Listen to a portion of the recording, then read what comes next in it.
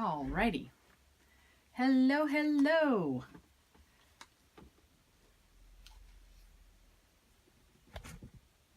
There we go. Okay, here we go.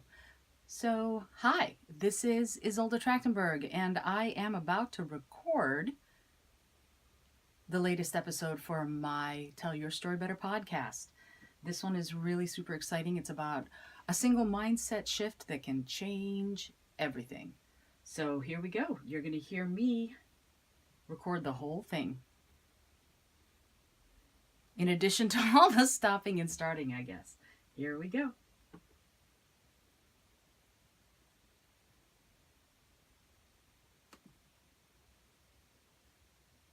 Oh, there we go. It helps to start at the beginning. I was way not at the beginning. All right, here we go. Hello, and welcome to this week's episode. My name is Isolde Trachtenberg, and I'm glad you're here to share this time with me. This episode is brought to you by my most recent book, Speak From Within. If you want to excite your audience in meetings, interviews, or presentations, check the book out. It's been getting some terrific reviews on Amazon, and I'm going to put a link to it and to some of those reviews on the show notes page. I'm grateful that it's helping people improve their speaking and communication skills, and the reviews seem to show that it's working, so I'm really thrilled about that.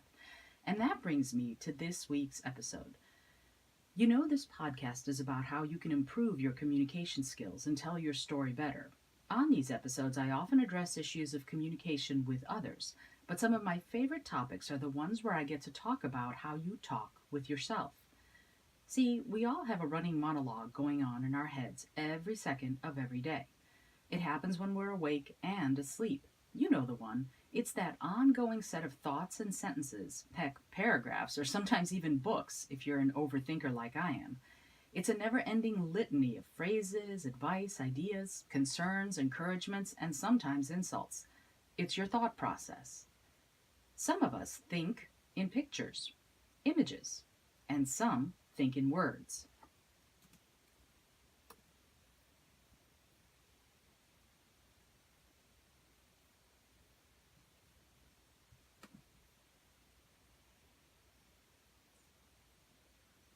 In fact, one recent Harvard study suggests that we might have trouble thinking using one without the other intruding. I'm going to record that again. See, sometimes you say stuff, and when you're doing a recording of any kind, you realize that what you were putting emphasis on was not what you should have been putting emphasis on. So you have to redo it.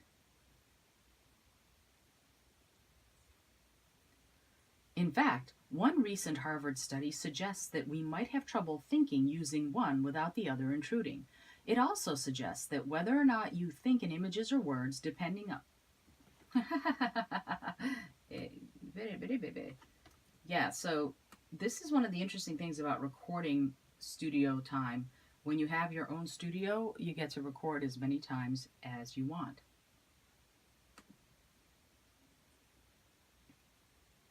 It also suggests that whether or not you think in images or words depend on what you're thinking about.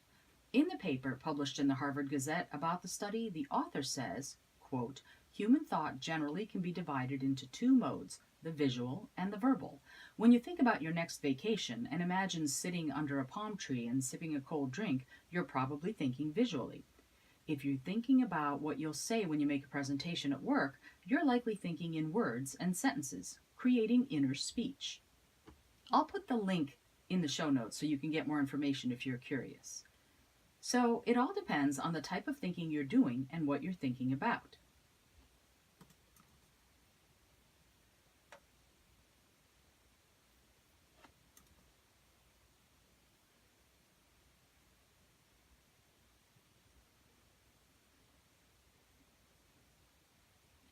Apparently, there's also a smaller group of people that thinks asymbolically or without symbols.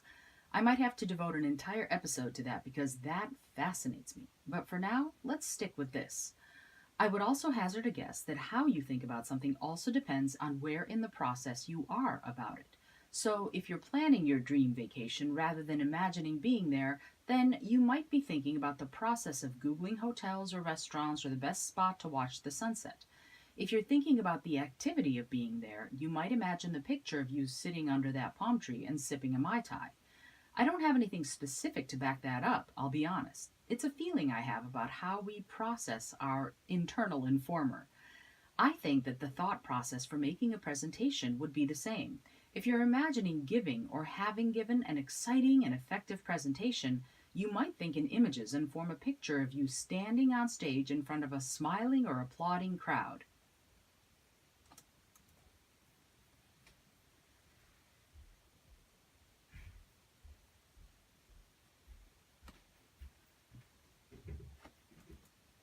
I'm recording. I'm peeing. Okay. Just so you know, I'm also video recording, so close the door. I'm recording myself doing the podcast. I'll just be a minute. But also, I can hear you talking outside. It comes through the microphone. You talk really loud, honey. Okay. Just saying. You might want to close the door because literally I'm putting this whole video up. You might not want that picked up by the by the camera. So it's really interesting, isn't it? When you're recording a podcast, all this stuff has to go on at the same time. I'm recording in my home studio, so I have the bare bones of the script sort of put up in front of me so that I don't say things that have nothing to do with what I'm talking about. I also want to have intention in there about what it is I'm trying to say. I have my software ready to go and recording what I'm doing. I have my microphone. I have my little sound box that I made myself that works really, really well as far as making sure that you have what you need sound quality wise. But also things happen, right? When you're in the studio and you're doing voiceovers like I do sometimes for audiobooks, you're not doing the same kind of thing. Instead, you're looking at it from the perspective of you're the talent, right? If you're the voiceover person, if you're recording something like that, you're the talent, and the other person involved, it could be a studio engineer or a producer, and they're there to help you do what you need to do in order to record the show, right? Or record the book, or record the voiceover of whatever kind. But if you're doing it all yourself, then you are your software engineer, you are your producer, you have to keep an ear out for any sounds that might be intruding on what you're recording, and you have to know exactly what's going on with what you're trying to say at the same time. So now I'm going to get back to what it was that I was saying and find my place, and then keep going with recording this week's Tell Your Story Better podcast.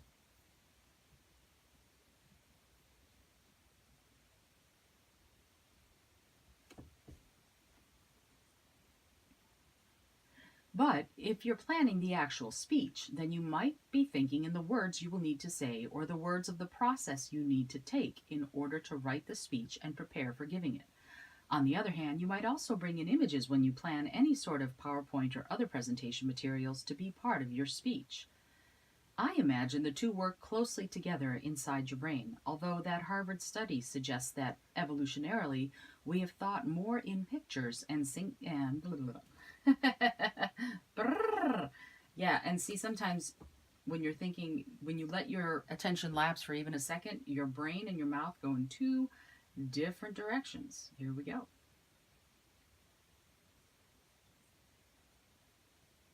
Oh, here we go. Now I know where we're supposed to be.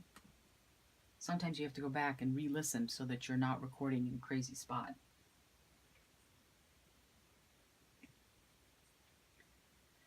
We have thought more in pictures, and thinking in words has developed more recently.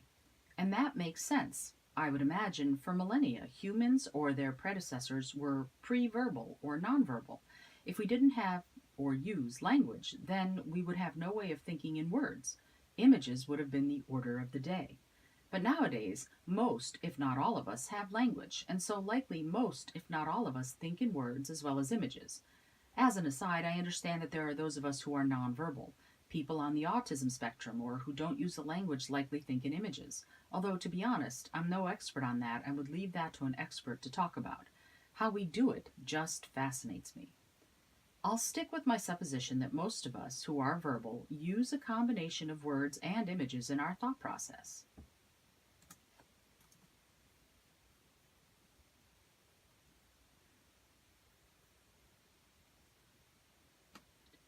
So one of the things that I like to do is I like to clean up as I go to manage cleaning up later so I don't have to go through and figure things out afterwards. Some people say you should do the whole thing and then clean up, but I lose my place too easily. So if you lose your place easily in things like writing or reading a book or anything, any process that you're going through, if you lose your place easily, you might want to clean up as you go so that you don't have to go back and go, where was that thing that I heard?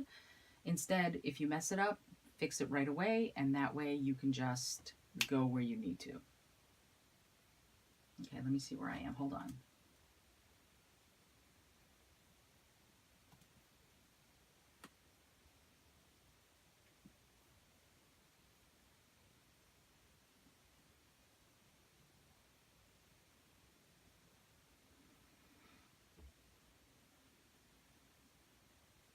If so, these are either a never-ending or seldom stopping flows of images and words. So imagine you're having a conversation, mostly one-sided, with someone who is constantly talking to you. Everything you do is being commented on or planned, or worse, evaluated and judged by this person. The question is, what do you want to hear? It's an important point, isn't it? If this flow of words and images is constant, you want it to be an uplifting or encouraging flow. If it isn't, that could be damaging your mood and your productivity, and to a certain extent, to your outlook and even your psyche. Let's put it this way.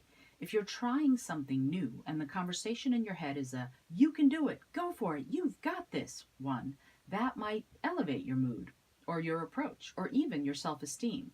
If, on the other hand, your internal thoughts and images are more derogatory, like, you'll never make it, you can't do it, or this will never work, it will also affect your perspective, mood, and approach.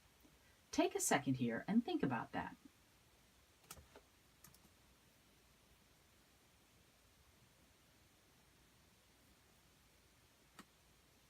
Again, cleaning up as I go.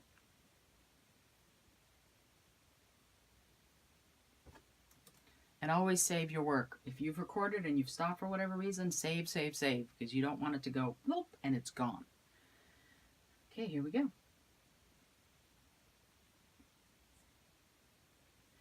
Imagine the two scenarios going on inside your head. Which one feels like it would be a more positive thing to have go on inside your head? Which one feels more realistic? If you answered the first to the first question and the second to the second question, then that is something you can do something about. The beauty of our thoughts is that we can change them. We can actively modify how we approach our problems, issues, plans, and ideas.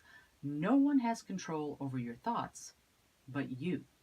No one has control over how you think but you. Yes, I repeated that because it bears repeating. And how fabulous is that? You are the boss of you. I love that.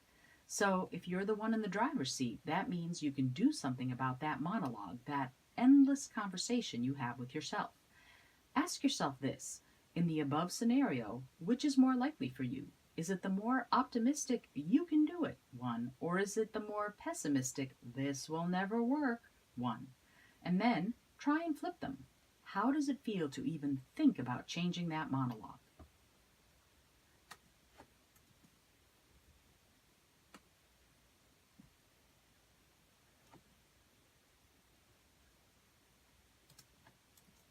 Always remember to save. I'm just saying, very important.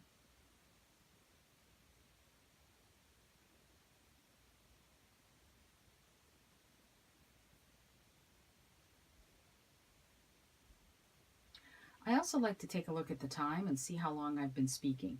So far, this entire episode is 6 minutes and 43 seconds long. I'm about halfway through, so it's going to be probably about a 14-15 minute show, which is pretty good as far as I'm concerned. I don't like to go too long, though sometimes I do, I admit it, but between 15 and 20 minutes is a perfectly valid episode length. Here we go. Let's try this. And ready to go for the next part.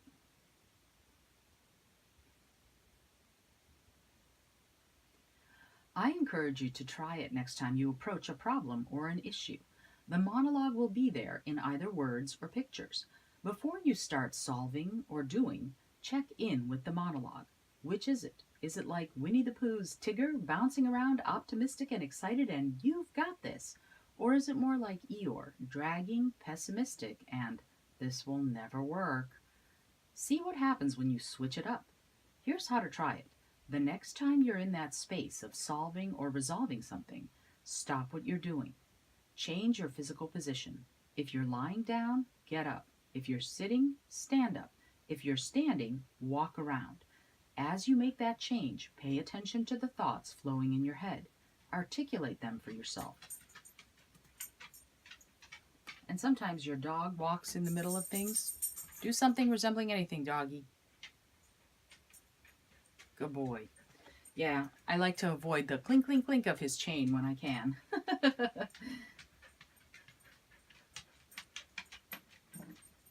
And so we wait till he's done.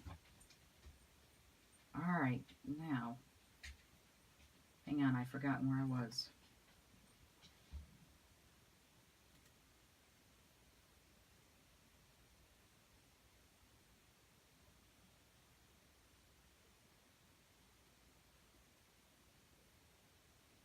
Got it.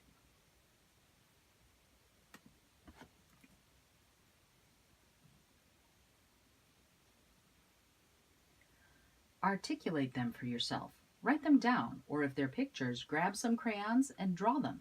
Then, evaluate them for their characteristics. Write down your impressions. How do you feel about how you were thinking? Are they on the Tigger or the Eeyore end of the spectrum?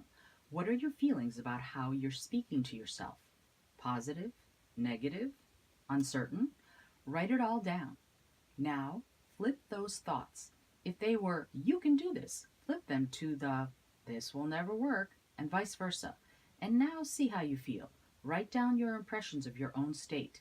This little exercise will help you evaluate where you are and where you want to be. And really, it's important. Before you begin to make changes, you need to know where you're starting from. If you evaluate your current way of thinking, then you can make changes if you want to. Here are some ideas on what to try to make those changes.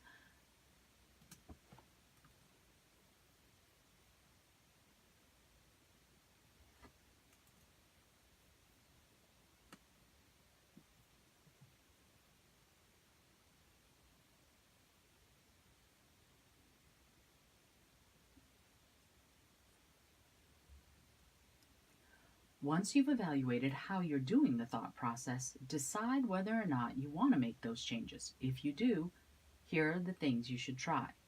The dreaded, and I'm going to change that because I didn't write that, but I said it, and that's my own bad. And you'll know in a second why. Hold on. Let me fix that. There we go. It's funny that I did that because that's exactly not what I wanted to have happen, but you'll see what I mean. Here are some things to try. The dreaded should. I can't tell you how many clients I've worked with who beat themselves up with a should bat every single day. I should do this. I should say that. I should make this happen. It's never said with a smile. Think about it. When was the last time you saw someone make an I should statement in a jolly or excited way? Probably never. Why? Because should, quote unquote, is not a positive. Should implies guilt. Guilt over needing to do something you don't really want to do, and guilt over not having done it yet. So, on top of feeling bad that you haven't yet done whatever it is you were supposed to do, you are stealing away your own energy by beating yourself up over it and not having done it yet. And wow, that is a crazy sentence. I don't know what I was trying to do there, but let's try it. Here we go. Now you're getting the real back road in of what you're supposed to do to try and get this to work. All right, we're going to try it again.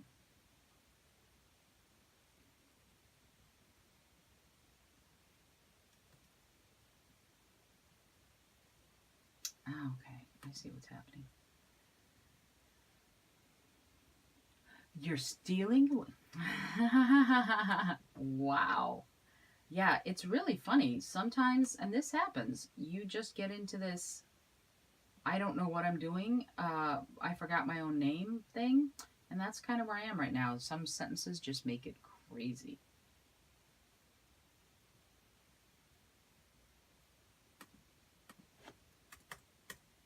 All right, let's try that last thing again. You're stealing away your own energy by beating yourself up over not having done it yet and feeling bad about not having done it. Even on a small level, that's exactly what you're doing every single time you use the word should. And it's unproductive because you could be using that energy for better things. And your insides wouldn't have to deal with all the negative stuff that surrounds whatever it is you're thinking about or talking about. Here's a way to beat back the should. Change the word. Change the thoughts. Instead of saying, I should do the dishes, change it to, I'm going to do the dishes. And then, of course, do them. Change, I should finish my presentation to, I'm going to finish my presentation. And then, of course, do it. Try it on for size. Say the words, I should do the dishes, and evaluate how you feel. Now try, I will do the dishes. How do you feel now? I'll bet it feels at least a little different. And once you get good at this modification, you'll notice all sorts of changes in your outlook.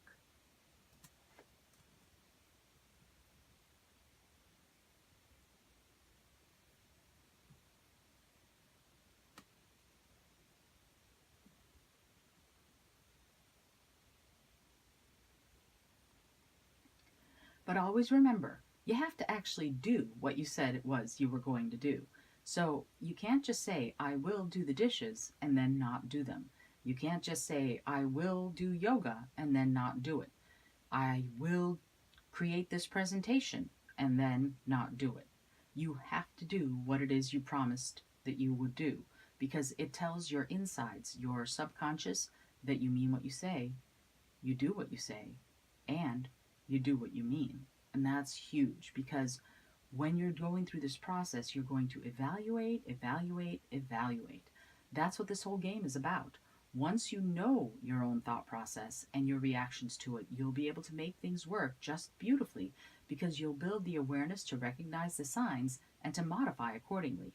And what's more important, you will also achieve the things that you said you would achieve. Here's another example, and it's one of my personal favorites. Changing I have to do into I get to do. See how that flows from the should and doing what you said you were going to do? Now, instead of I have to do the dishes, you're going to say I get to do. But we're going to talk about that in a sec. Here we go. I'm a big believer in to-do lists. I love them. I particularly love the feeling I get when I mark something off one of my lists. Don't get me wrong, I love working in ideas and concepts too. I love being creative and making art and music and writing, but I'm also a business owner, and that means there are things to be done to grow and to be successful. For a long time, I thought of my to-do list as my I have to do. You know what I mean. I have to do this or I have to do that.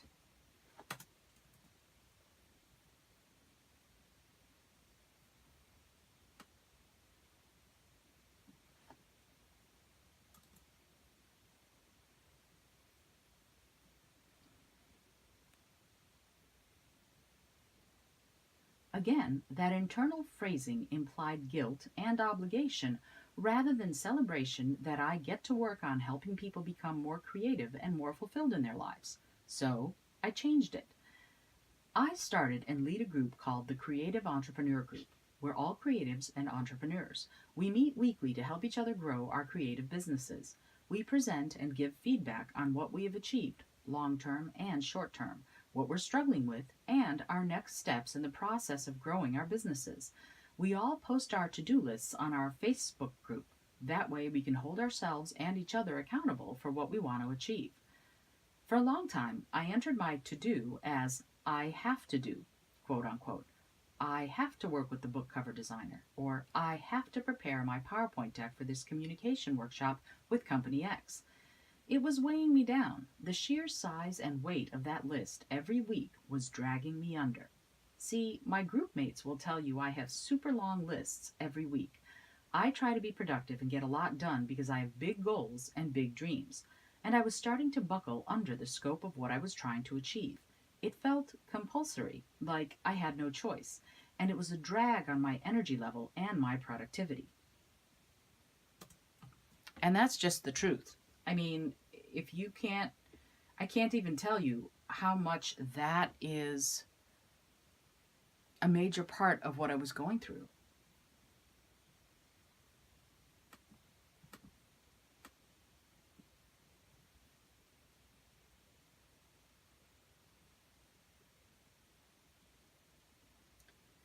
And that's just the truth. I can't tell you how much of that I was going through. It was really, really debilitating me. And then I realized that I had to change just one word in order to transform my experience. I changed have into get. Yep, that's it. I changed the one word, and the flavor, the essence of what I was trying to achieve, totally transformed.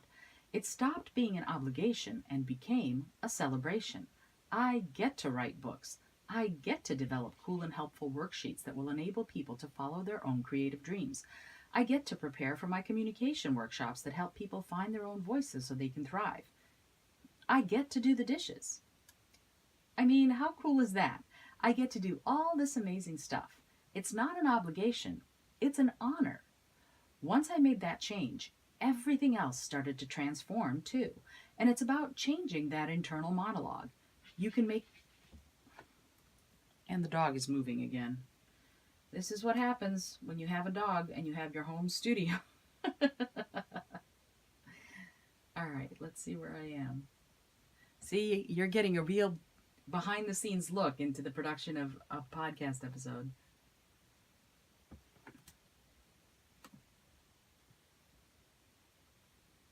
Once I made that change, everything else, oh, now I see where I am. I was starting to redo the same thing. You can make friends with it. You can make those changes that might even seem silly in the beginning, but have far reaching benefits and results in the long run. I encourage you to try it. Try and change the I should to I will. Change the I have to I get to. See how it feels and let me know.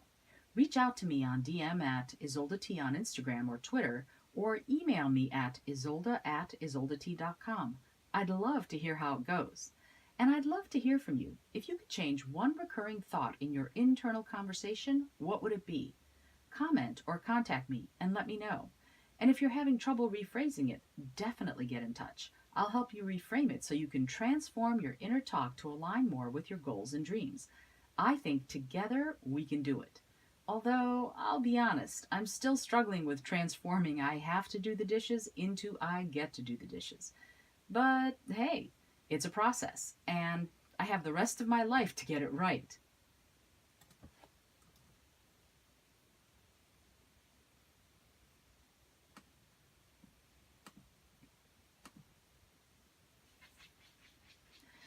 In fact, let's try that again.